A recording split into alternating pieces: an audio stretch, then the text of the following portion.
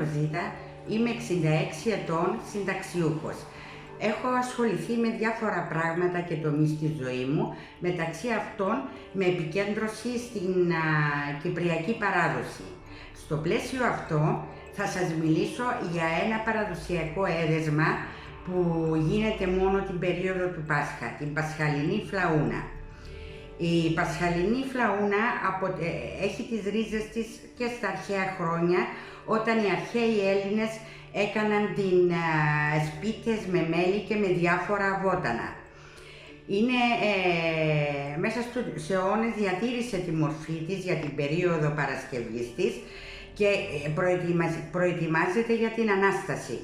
Αρχίζει η Παρασκευή της γύρω στις 3 μέρες πριν από την Ανάσταση, δηλαδή περίπου τη Μεγάλη Πέμπτη, και ολοκληρώνει το τέλος της Σαρακοστιανής νηστείας.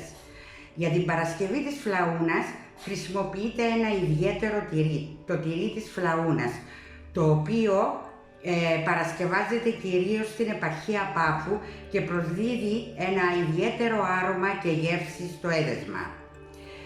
Τη φλαούνα μπορεί να τη βρούμε σε διάφορες παραλλαγές, σε γλυκιά ή αλμυρή. Παραδείγματος χάρη στην περιοχή Αμοχώστου, η φλαούνα είναι πάντοτε γλυκιά, ενώ στην περιοχή της Πάφου πάντοτε αλμυρή. Η παραδοσιακή φλαούνα φυσικά είναι αλμυρή και γίνεται πάντα με το τυρί της φλαούνας, παρόλο που σήμερα χρησιμοποιούν και διάφορα άλλα τυριά και κυρίως το χαλούνι.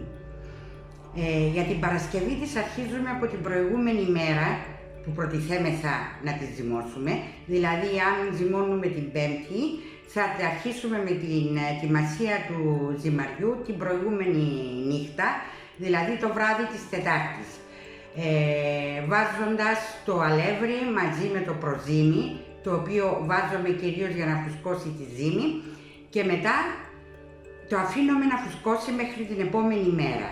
Την επόμενη μέρα, όταν πια το ζυμάρι έχει φουσκώσει, φροντίζουμε να φτιάξουμε με αυτό και με τη γέμιση τα τρίγωνα ή τετράγωνα σχήματα, τα οποία θα αποτελέσουν η φλαούνα. Στη ζύμη προσθέτουμε πάντοτε διάφορες μυρωδιές, δυόσμο, μάχλεμπι κτλ. Αυτή είναι βασικά η κατασκευή της φλαούνας και γίνεται σχεδόν σε όλα τα σπίτια κατά τη διάρκεια πρώτου Πάσχα. Η φλαούνα αποτελεί, όπως είπαμε και προηγουμένως, ένα παραδοσιακό προϊόν το οποίο συναντάται μόνο στην Κύπρο. Γι' αυτό το λόγο γίνεται περιζήτητη και πολλές φορές οι ξένοι την αναζητούν. Αυτά για τη φλαούνα. Σας ευχαριστώ.